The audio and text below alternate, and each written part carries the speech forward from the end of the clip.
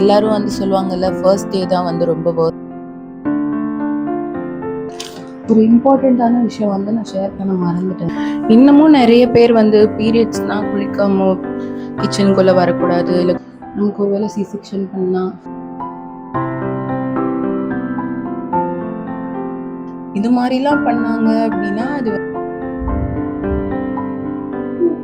காண போச்சா போய் பாரு. வலி தாங்க முடியாம ஹெவி பீரியட்ஸ்.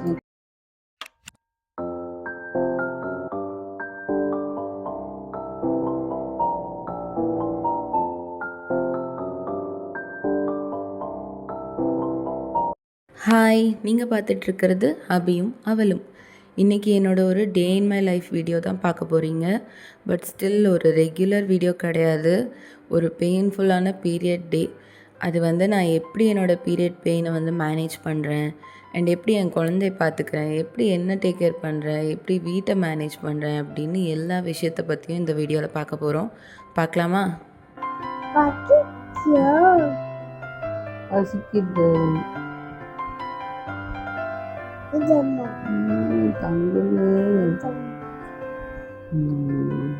சூப்பரா இருக்கு, நல்லா இருக்கு. இன்னைக்கு வந்து ஷூட் பண்றதுக்கோ இல்லை ரெடி ஆகிறதுக்கோ எனக்கு வந்து சுத்தமா எனர்ஜியே இல்லை. But still I am doing it. So இன்னைக்கு வந்து என்னோட பீரியட் செகண்ட் டே. எல்லாரும் வந்து சொல்லுவாங்கல்ல, ஃபர்ஸ்ட் டே தான் வந்து ரொம்ப வேர்ஸ்டாக இருக்கும் அப்படின்னு. பட் எனக்கு வந்து செகண்ட் டே. ஸோ ஒருத்தருக்கு ஒரு மாதிரி இருக்கும். அண்ட் எனக்கு வந்து செகண்ட் டே தான் இருக்கிறதுலே ரொம்ப வேர்ஸ்டான டே. அந்த வீக்லேயே வந்து ஒரு மாதத்துலேயே வந்து 1 வீக் ஃபுல்லாக வந்து எனக்கு மோசமாக தான் இருக்கும். பட் இந்த செகண்ட் டே வந்து ரொம்ப ரொம்ப மோசமாக இருக்கும். ரொம்ப பெயின்ஃபுல்லான டேஸ் அண்ட் ரொம்ப வேர்ஸ்டான டேஸ் அப்படின்னா வந்து அது இந்த பீரியட் வீக்காக தான் இருக்கும். அண்ட் இன்னைக்கு சுத்தமாக வந்து எனர்ஜியே இல்லை. பட் ஸ்டில் நான் வந்து வீடியோ ஷூட் பண்ணிகிட்ருக்கேன். நான் வந்து இந்த வீடியோ எதுக்காக அப்படின்னா, சில பேருக்கு என்ன மாதிரி ஹெவி பீரியட் இருக்கவங்க, இல்லை பெயின்ஃபுல்லான பீரியட்ஸ் இருக்கிறவங்களுக்குலாம் வந்து கொஞ்சம் மோட்டிவேஷ்னலாக இருக்கலாம். அண்ட் ஏதாச்சும் டிப்ஸ் இருந்தால் வந்து நம்ம ஷேர் பண்ணிக்கலாம். அண்ட் என்னை நம்பி வந்து ஒரு உயிர் இருக்குது, என்னோட பையன் இருக்கான். ஸோ என்னோட பையனை பார்க்கணும், என்ன பார்க்கணும். வச்சுக்கோ, நீயே வச்சுக்கோ. ஸோ என்னோடய பையனை பார்க்கணும், வீட்டை பார்க்கணும், என்னையும் பார்க்கணும். நமக்கு எப்படி தான் டயர்டாக இருந்தாலும், நமக்கு எவ்வளோ கஷ்டமாக இருந்தாலும் இந்த ரெஸ்பான்சிபிலிட்டிஸ், இந்த டே வந்து இதோட ஸ்டாப் ஆக போகிறதில்ல. ஸோ கண்டினியூ தான் ஆகுது. ஸோ உங்களுக்கு யாருக்காச்சும் வந்து ஹெவி பீரியடாக இருக்கலாம், இல்லை பெயின்ஃபுல் பீரியடாக இருக்கலாம். அவங்களுக்கு வந்து இந்த வீடியோ ஹெல்ப்ஃபுல்லாகவும் இருக்கலாம், இல்லை அட்லீஸ்ட் மோட்டிவேஷ்னலாக இருக்கலாம்.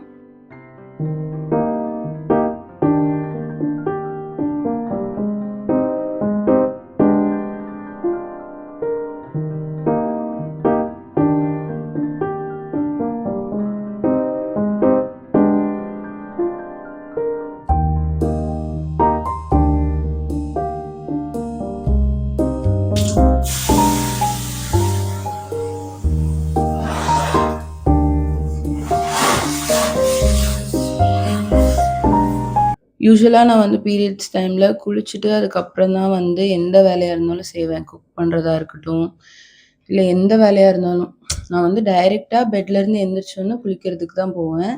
அது வந்து இட்ஸ் நாட் லைக் குளிக்காமல் பீரியட்ஸ் டைமில் உள்ளே வரக்கூடாது, கிச்சனுக்கு வரக்கூடாது, சமைக்கக்கூடாது, அந்த மாதிரி ரூல்ஸ்லாம் கிடையாது. அந்த மாதிரி பழக்கம்லாம் சின்ன வயசுலேருந்தும் கிடையாது. தேங்க் காட் எங்கள் வீட்லேயும் வந்து அந்த மாதிரிலாம் இல்லை. அண்ட் ஹஸ்பண்ட் வீட்லேயும்லாம் அந்த மாதிரி பழக்கம்லாம் இல்லை. நம்ம இஷ்டத்துக்கு எப்படி வேணால் இருக்கலாம். பட் ஸ்டில் எனக்கு வந்து இந்த ஹெவியாக பீரியட் இருக்கவங்களுக்குலாம் தெரியும், நைட் டைமில் வந்து ரொம்ப ஹெவியாக இருக்கும். அண்ட் எழுந்திரிச்சோன்னே வந்து பெட்லேருந்து டைரெக்டாக குளிக்க போகிற மாதிரி தான் இருக்கும். நம்ம வந்து வேறு எதுவும் வேலை செய்கிறதுக்கெல்லாம் வந்து நம்ம வர முடியாது. ஸோ அந்த மாதிரி இருக்கிறதுனால நான் வந்து குளிச்சுட்டு அதுக்கப்புறம் தான் அடுத்த வேலையை செய்கிறதுக்கு வருவேன். பட் இன்னைக்கு வந்து நான் எழுந்திரிச்சதே லேட்டு. 9:30 மேலே ஆயிடுச்சு. அண்ட் நான் வீடியோலாம் ஷூட் பண்ணிவிட்டு நான் பெட்லேருந்து எழுந்திரிக்கிறதுக்கு ஆல்மோஸ்ட் 10 ஆயிடுச்சு. அண்ட் என் பையனுக்காக நான் வந்து குக் பண்ணுறதுக்கு வந்துட்டேன். உடனே முடிஞ்ச அளவுக்கு சீக்கிரமாக வந்துட்டேன். ஏன்னா குளிச்சுட்டு ரெடி ஆனால் வந்து லேட் ஆயிரும். ஸோ என் பையனும் வந்து தூங்கிட்டு தான் இருந்தான். பட் ஸ்டில் வந்து பசிக்கும்ல குழந்தைங்களுக்கு எழுந்திரிச்சோன்னே. நம்ம வந்து பசிச்சாலும் பரவால்ல அப்படின்ட்டு நம்ம வேலைய செய்யலாம். பட் குழந்தைங்களுக்கு வந்து சொல்லவும் தெரியாது. பட் ஸ்டில் பசிக்கும் அப்படின்றனால நான் வந்து எந்திரிச்சு வந்துட்டேன். இன்னமும் நெறைய பேர் வந்து பீரியட்ஸ்னா குளிக்காம கிச்சனுக்குள்ள வரக்கூடாது, இல்ல குளிக்காம திங்ஸ் டச் பண்ணக்கூடாது. அந்த மாரி சொல்றவங்களெல்லாம் நான் வந்து பார்த்துருக்கேன். அதெல்லாம் ஏன் பண்றாங்க? எதுக்காக பண்றாங்க? அப்படின்னு எனக்கு தெரியவே இல்ல. ஏன்னா சின்ன வயசுலருந்து பீரியட்ஸ் ஸ்டார்ட் ஆனதுலேருந்து எங்க வீட்ல வந்து அப்படி ஒரு விஷயம்லாம் கிடையவே கிடையாது. அண்ட் இப்போ ஹஸ்பண்ட் வீட்லயும் அப்படிலாம் கிடையாது. நான் எப்பயும் இருக்கிற மாதிரி ரெகுலரா இருக்கிற மாதிரி தான் இருப்பேன். ஒண்ணும் பீரியட்ஸ்லாம் இந்த மாதிரி ஸ்பெஷலா நம்மள இது பண்றது அந்த விஷயம்லாம் கிடையாது. இது நெறைய பேர் பண்றவங்களையும் நான் வந்து பார்த்துருக்கேன். என் ஃப்ரெண்ட்ஸ்ல என் ஃப்ரெண்ட்ஸ் சர்க்கிள்ல இருக்கட்டும், இல்ல என்னோட ரிலேட்டிவா இருக்கட்டும், நான் வந்து பார்த்துருக்கேன். அதெல்லாம் ஏன் பண்றாங்க அப்படின்னு எனக்கு இப்போ வரைக்கும் தெரியல. அதெல்லாம் எப்போ மாறும்ன்னும் எனக்கு தெரியல. மேபி சீக்கிரமா மாறுனா நல்லாருக்கும். ஏன்னா பீரியட்ஸ் இட்செல்ஃப் வந்து ஒரு ரொம்ப பெயின்ஃபுல்லான விஷயம். அது இன்னும் எவ்ளோ பெயின்ஃபுல்லா ஒரு பொண்ணுக்கு வந்து மாத்த முடியுமோ, அவ்ளோ பெயின்ஃபுல்லா சேஞ்ச் பண்றாங்க. அது வெறும் பீரியடுன்றதையே நம்மளால வந்து டாலரேட் பண்ண முடியாது, தாங்க முடியாது. இது மாரிலாம் பண்ணாங்க அப்டின்னா, அது வந்து எவ்ளோ மோசமா இருக்கும் அப்டின்னு என்னால இமேஜின் கூட பண்ணி பார்க்க முடியல. ஏன்னா, எனக்கு வந்து ரெகுலர் பீரியடே வந்து ரொம்ப பெயின்ஃபுல்லா இருக்கும். என்னோட ஒரு டேவே வந்து எப்போ முடியும் அப்டின்ற மாரி இருக்கும். அண்ட் இந்த மாரிலாம் யாராச்சும் சொன்னாங்கன்னா, பீரியட்ஸ் டைம்ல இப்டி இருக்கணும், அப்டி இருக்கணும், அந்த மாரி ரெஸ்ட்ரிக்ஷன்ஸ்லாம் வந்து போட்டாங்கன்னா, அது எங்க வீட்ல இல்ல. பட் ஸ்டில் அந்த மாரி யாராச்சும் சொன்னாங்கன்னா, அத வந்து கேட்குற பொண்ணும் வந்து நான் கிடையாது. ஆ நான் வந்து அத ஒரு வேள என் ஃபேமிலில வந்து அந்த மாரி சொல்றாங்கன்னு வச்சுக்கோங்களேன். இந்த மாரி சில செட் ஆஃப் ரூல்ஸ்லாம் வந்து வச்சிருக்காங்கன்னு வச்சுக்கோங்களேன். கண்டிப்பா அந்த ஃபேமிலிலயே அந்த ரூல வந்து பிரேக் பண்ற முதல் ஆளா வந்து நான் தான் இருப்பேன். ஸோ என்ன பொறுத்தவரைக்கும் அந்த ரூல் வந்து எனக்கு புடிக்கல, இல்ல எனக்கு கம்ஃபர்டபுளா இல்ல. நீங்க சொல்ற விஷயம் வந்து எனக்கு எனக்கு செய்யறதுக்கு புடிக்கல அப்டின்னா, நான் வந்து டைரக்ட்டா சொல்லிருவேன்.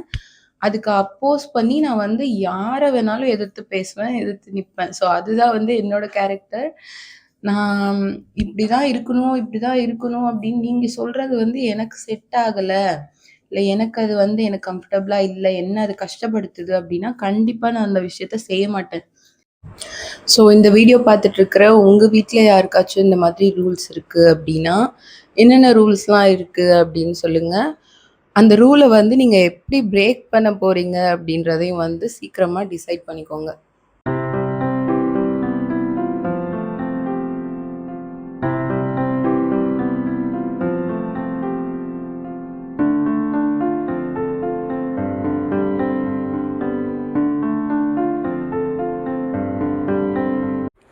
தேங்க் காட் நேற்று நைட்டு செஞ்ச சாம்பார் வந்து ஃப்ரிட்ஜில் இருந்தது. ஸோ அதை வச்சு எப்படியோ மேனேஜ் பண்ணியாச்சு.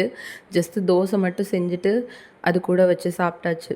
இல்லைனா யோசிச்சு பாருங்களேன், ஆல்ரெடி லேட் ஆகிடுச்சு எழுந்திருக்கிறதுக்கு. இதுக்கப்புறம் நான் போய் பிரேக்ஃபாஸ்ட்லாம் குக் பண்ணியிருக்கணும் அப்படின்னா சொல்லவே வேணாம். மார்னிங்கே வந்து பயங்கரமாக இருந்திருக்கும். பட் சம்ஹவ் எப்படியோ வந்து மேனேஜ் பண்ணியாச்சு.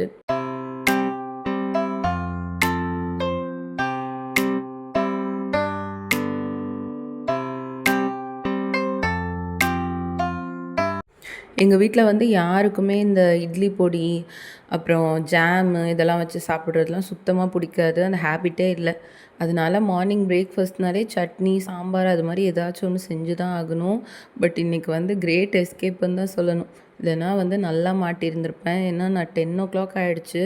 நான் சமைச்சு முடிக்கவே வந்து 11 ஆகிட்டுருக்கும்.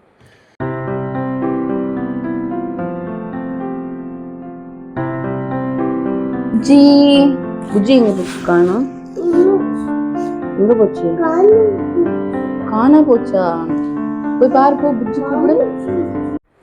எனக்கு வந்து அது ஏன்னு தெரியல. யாராச்சும் நீங்களும் அதே மாதிரி ஃபீல் பண்ணியிருக்கீங்க அப்படின்னா எனக்கு கமெண்ட்ஸில் சொல்லுங்கள். எனக்கு வந்து ஏதாச்சும் உடம்பு சரியில்லை, ஃபீவர் இல்லை பீரியட்ஸ் இல்லை ஏதோ ஒன்று எனக்கு வந்து நான் வந்து நல்லா இல்லை, ரொம்ப டயர்டாக இருக்கேன் அப்படின்னா, அப்போ தான் என் பையன் வந்து என் கூட ரொம்ப வந்து அட்டாச்சாக இருப்பான். ரொம்ப கிளிங்கியாக பக்கத்துல இருந்து போவே மாட்டேன், மேலேயே உட்காந்துருப்பான், எந்திரிக்கவே மாட்டேன் அப்படின்னு அடம் பண்ணுவான் அன்னைக்கு தான். இது வந்து எல்லா குழந்தையும் பண்ணுவாங்களா, இல்லை என் பையன் தான் இப்படி பண்ணுறானா அப்படின்னு எனக்கு தெரியல. பட் எவ்ரி டைம் அவனுக்கு எப்படி தெரியுதுன்னு கூட எனக்கு தெரியாது. பட் ஸ்டில் எனக்கு பீரியட்ஸ் இல்லை ஃபீவர் அப்படின்னா தான் மெயினாக என் கூடவே உட்காண்ட்ருப்பான். என்னை விட்டு தள்ளியே போக மாட்டான். என் மேலேயே தான் உட்காந்துருக்கணுமா, எனக்கு அதுவே ரொம்ப கஷ்டமாக இருக்கும்.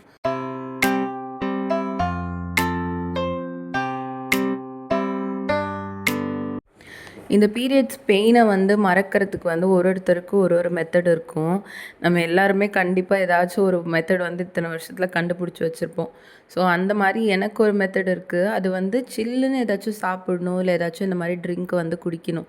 இன்றைக்கின்னு பார்த்து என்கிட்ட மில்க் ஷேக் பண்ணுறதுக்கு அது மாதிரி எதுவுமே திங்ஸ் இல்லை. ஐஸ்கிரீமும் நான் வந்து வாங்கி வைக்கலை.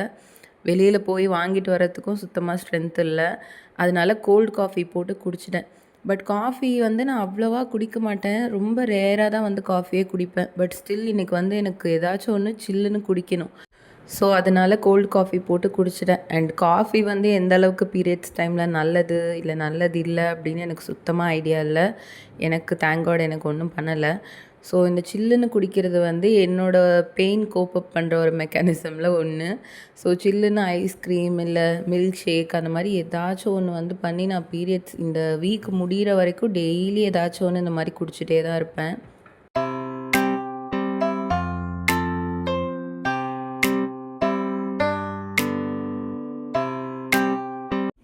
அண்ட் இன்றைக்கி எடிட்டிங் ஒர்க் வந்து நிறையா இருந்துச்சு. நிறையா வீடியோஸ் வந்து எடிட் பண்ணுறதுக்கு அப்படியே லிஸ்ட்டில் இருந்தது.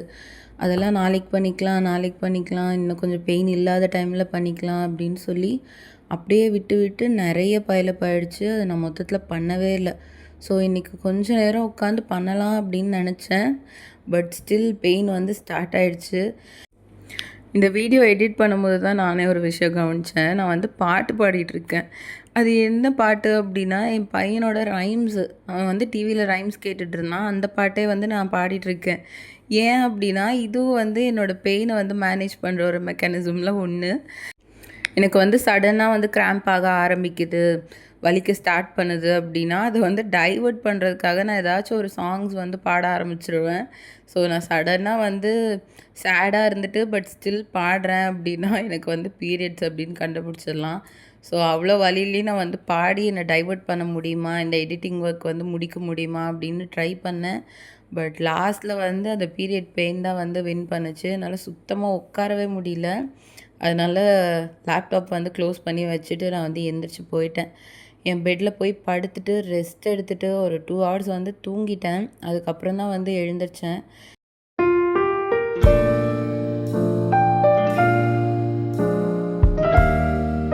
இவ்வளோ பெயின்லையும் நான் வந்து எதுக்காக இந்த மாதிரி ட்ரெஸ்அப் பண்ணிக்கிறேன், ரெடி ஆகிட்டுருக்கேன் அப்படின்னு உங்களுக்குலாம் தோணலாம். ஏன்னா எனக்கு வந்து இன்றைக்கி வீடியோ ஷூட் பண்ணுறதுக்கு சுத்தமாக வந்து எனர்ஜி கிடையாது அண்ட் மோட்டிவேஷனே கிடையாது. அதனால் நான் அட்லீஸ்ட் இந்த மாதிரி ட்ரெஸ்அப் பண்ணிக்கிட்டாவாச்சும் வீடியோ ஷூட் பண்ணுவேன், இதுக்காகவாச்சும் வீடியோ ஷூட் பண்ணுவேன் அப்படின்றதுனால தான் நான் வந்து இந்த மாதிரி ட்ரெஸ் பண்ணிகிட்ருக்கேன். அண்ட் நான் ஆல்ரெடி சொன்ன மாதிரி நான் எப்போல்லாம் வந்து லோவாக ஃபீல் பண்ணுறேனோ அப்போல்லாம் வந்து எனக்கு பிடிச்ச விஷயத்த நான் வந்து செய்வேன். So that keeps me happy. So அதை வந்து நான் தொடர்ந்து பண்ணிகிட்டே இருப்பேன். அதில் ஒன்று தான் அந்த மாதிரி ட்ரெஸ் பண்ணிக்கிறது. ஸோ ட்ரெஸ் பண்ணிக்கிட்டால் எனக்கு வந்து இன்னும் கொஞ்சம் மோட்டிவேட்டடாக ஃபீல் ஆகும். அண்ட் அடுத்தடுத்து என்னோடய டே வந்து நான் கொண்டு போகிறதுக்கு கொஞ்சம் எனர்ஜி கொடுக்கும். எனக்கு வந்து சின்ன வயசுல இருந்தே ஹெவி பீரியட் தான் இருக்கும். ஸ்டார்டிங் பீரியட் ஸ்டார்ட் ஆனதுலேருந்தே, ஃபர்ஸ்ட் பீரியட்லேருந்தே ஆல்மோஸ்ட். பட் இவ்வளோ பெயின்ஃபுல்லாக இருக்கிறதுலாம் வந்து இப்போதான் டெலிவரிக்கு அப்புறம் தான் வந்து எனக்கு இவ்வளோ பெயின்ஃபுல் பீரியட்ஸ்லாம் வந்து ஸ்டார்ட் ஆச்சு. அது எதனால் அப்படின்னு எனக்கு சுத்தமாக ஐடியா இல்லை. மேபி இந்த ஹார்மோன் சேஞ்சஸ், நம்ம பாடி வந்து குழந்த பிறந்ததுக்கப்புறம் சேஞ்ச் ஆகுறதுனால அந்த மாதிரி என்னமா வேணால் இருக்கலாம். பட் இல்லை, கல்யாணத்துக்கு முன்னாடிலாம் வந்து ஹெவி பீரியட் தான் அப்போவும் இருக்கும். பட் பெயின் வந்து மேனேஜ் பண்ணுற மாதிரி தான் இருக்கும். ரொம்ப என்னால் தாங்க முடியல அப்படின்ற மாதிரி ரொம்ப ரேராக ஏதோ ஒரு மந்த்து தான் அந்த மாதிரி இருக்கும்.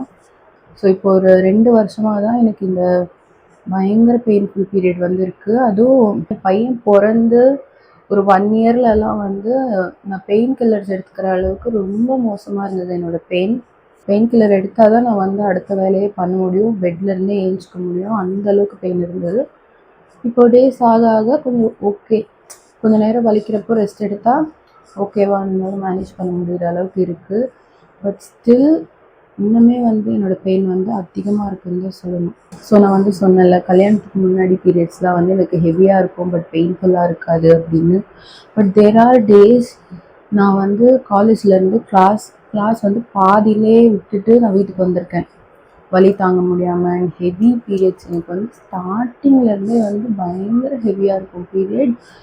அது வந்து ஒருத்தர் ஜெனட்டிக்ஸை பொறுத்து. ஸோ எங்கள் அம்மாவுக்கும் அப்படி தான் இருக்கும், எனக்கும் அப்படி தான் இருக்குன்ற மாதிரி. பட் என் சிஸ்டருக்குலாம் வந்து அந்த மாதிரி இல்லை. ஸோ எனக்கு வந்து பயங்கர ஹெவியாக இருக்கும் பீரியட். அதை வந்து என்னால் தாங்க முடியாமல் நான் நிறைய நாள் வந்து காலேஜ்லேருந்து பாதியிலே வீட்டுக்கு வந்திருக்கேன். ஸோ அந்த மாதிரி விஷயங்களும் வந்து நிறைய நடந்திருக்கு. பட் பெயின் தாங்க முடியாத அளவுக்கு வந்து வலி, நான் வந்து அழுவேன் அப்படின்னா அது வந்து குழந்தை பிறந்ததுக்கு அப்புறம்தான். இதை வந்து நான் சுத்தமாக எக்ஸ்பெக்டே பண்ணலை. எனக்கு நல்ல ஞாபகம் இருக்குது. ஒரு வாட்டி இந்த போஸ்ட்மார்ட்டம் பீரியடுக்கு அப்புறம் ஒரு 4 months வந்து கண்டினியூஸாக எனக்கு பீரியட்ஸ் ஆகலை. 4 months கழித்து எனக்கு வந்து பீரியட்ஸ் வந்தப்போ செம்ம பெயின்ஃபுல்லாக இருந்தது. அப்போ வந்து வீட்டில் யாருமே இல்லை, நான் தம்பியை வச்சுட்டு நான் தனியாக உட்காந்துருந்தேன். அப்போ வந்து பப்பு வந்து ஒரு 5 or 6 months குழந்தை, அவ்வளோதான். நான் வந்து என்ன பண்ணுறதுன்னு தெரியாமல் உட்காந்துட்டு அப்படியே நான் அழ ஆரம்பிச்சிட்டேன். யாருமே ஹெல்ப்புக்கு இல்லை, யார் கேட்குறது, என்ன பண்ணுறதுன்னு தெரியல. குழந்தை வேற இருக்குது, பிரெஸ்ட் ஃபீட் பண்ணணும், குழந்தைய பார்த்துக்கணும், என்ன பார்க்குறதா, வலி தாங்க முடியாமல் அழுன்னு அழுதுட்டு இருந்தேன் நான். அந்த டேஸ்லாம் வந்து என்னால் சுத்தமாக மறக்கவே முடியாது. அவ்வளோ ரொம்ப மோசமான டே அது. அதுக்கப்புறம் டாக்டர்கிட்ட போய் சொன்னதுக்கப்புறமா இந்த மாதிரி ப்ரெக்னென்சினால நிறைய சேஞ்சஸ் வரும் பாடியில். ஸோ அதில் ஒரு சேஞ்சஸ் தான் இது மேபி சரியாகவும் ஆகிடலாம் போக போக. இல்லை இன்னுமே உங்கள் லைஃப் வந்து இந்த மாதிரி தான் இருக்கும், பீரியட் இந்த மாதிரி தான் இருக்குன்ற மாதிரி கூட இருக்கலாம் அப்படின்னு சொல்லி ரொம்ப பயமுறுத்திட்டாங்க. பட் நெக்ஸ்ட் டைம் வந்து இந்த மாதிரி பெயின் இருந்துச்சுன்னா இந்த டேப்லெட் எடுத்துக்கோங்க அப்படின்னு சொல்லி பெயின் கில்லர்ஸ் சஜஸ்ட் பண்ணாங்க. ஸோ அதுதான் நான் வந்து ஃபர்ஸ்ட் டைம் என்னோடய பீரியட் பெயினுக்காக நான் வந்து டேப்லெட் எடுத்தது. அந்த டேப்லெட் போட்டு அதுக்கப்புறம் கொஞ்சம் நேரம் ஒரு 1 hour ஆகும் அது ஒர்க் ஆகிறதுக்கு. அந்த 1 hourக்கு அப்புறம் தான் என்னால் ப்ரீத் பண்ணவே முடியும். லிட்டரலி என்னால் ப்ரீத் பண்ணவே முடியாது. எனக்கு எவ்வளோ பேடாக இருந்தது அந்த பீரியட் பெயின்னா, இந்த டெலிவரி பெயின் இருக்கும்ல, லேபர் பெயின், அந்த அளவுக்கு இருந்தது. ஸோ நான் லேபர் பெயினும் வந்து நான் எக்ஸ்பீரியன்ஸ் பண்ணியிருக்கேன். ஸோ அந்த பெயின் அளவுக்கு எனக்கு அந்த பீரியட் பெயின் இருந்தது. என்னால் சுத்தமாக முடியல. நான் லிட்டரலி நான் படுத்துட்டு அழுதுகிட்டே இருந்தேன். இப்போ ஒரு 1 year வந்து அந்த அளவுக்கு ரொம்ப பேட் கிராம்ப் ஆகுறது அதெல்லாம் வந்து அவ்வளோவா இல்லை. இந்த பிரெஸ்ட் ஃபீடிங் வந்து கட் பண்ணதுலேருந்து கொஞ்சம் ஓகே. பட் செகண்ட் டே, நான் இன்றைக்கி சொன்ன மாதிரி இன்னைக்கு செகண்ட் டே, இந்த செகண்ட் டே மட்டும் கொஞ்சம் பேடாக இருக்கும். பட் தாங்கிக்கலாம், இந்த பெயின் கில்லர்ஸ் எடுக்கிற அளவுக்கு பேடாக இல்லை. நீங்கள் வந்து குழந்தை வச்சுருக்கீங்க வீட்டில், குழந்தை வந்து தனியாக பார்த்துக்கிறீங்க, இந்த மாதிரி ஹெவி பீரியட் இருக்குது, வலிக்குது, பெயின் இருக்குது, அந்த மாதிரினா என்னோடய சைட்லேருந்து என்னென்ன டிப்ஸ்னால், ஒன்று யாரையாச்சும் ஹெல்ப்புக்கு வச்சுக்கோங்க வீட்டில்.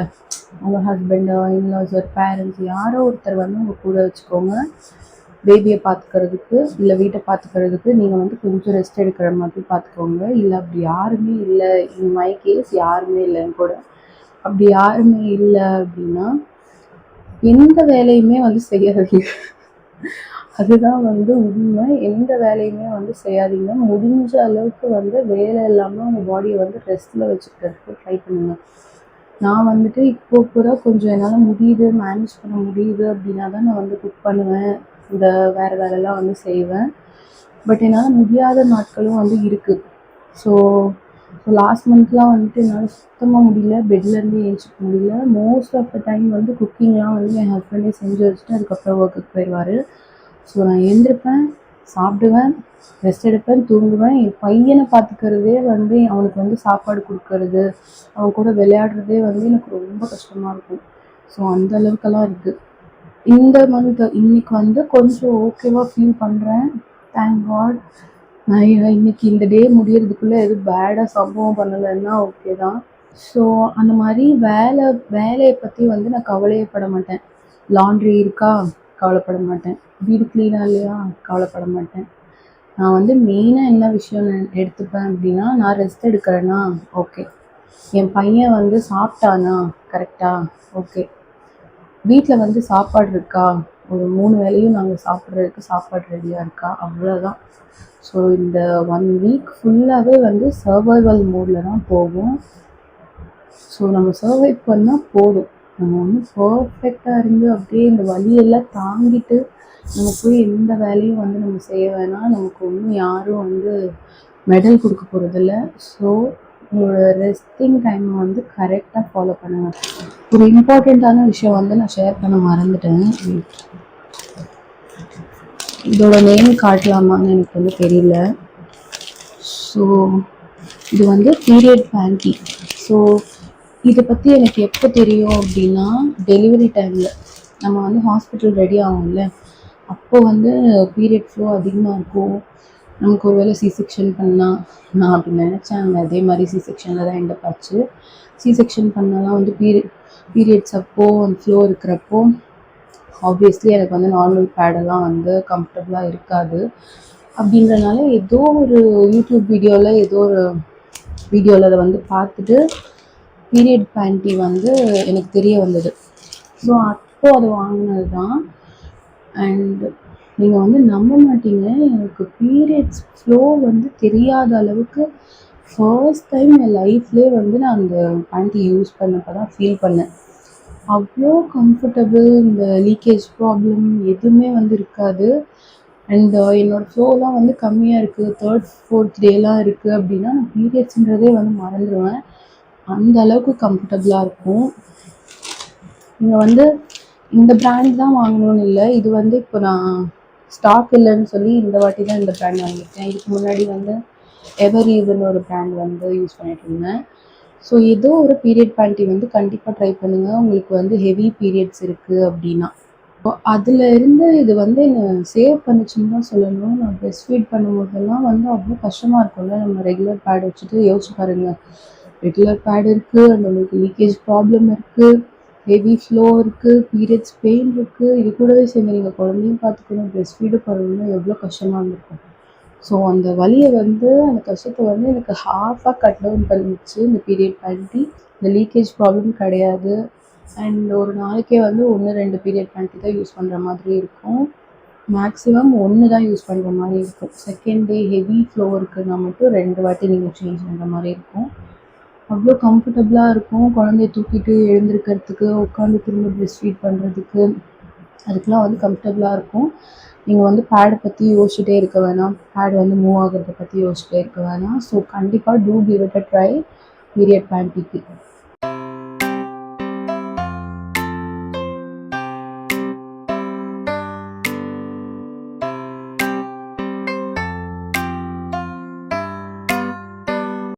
ஸோ அவ்வளோதான், நான் வந்து லஞ்ச் சாப்பிட கிளம்பிட்டேன். அண்ட் இந்த வீடியோ வந்து உங்களுக்கு பிடிச்சிருக்கும், கொஞ்சமாச்சும் யூஸ்ஃபுல்லாக இருந்திருக்கும் அப்படின்னு நினைக்கிறேன். நெக்ஸ்ட் இன்னொரு vlog வீடியோவில் மீட் பண்ணலாம். அது வரைக்கும் பாய்.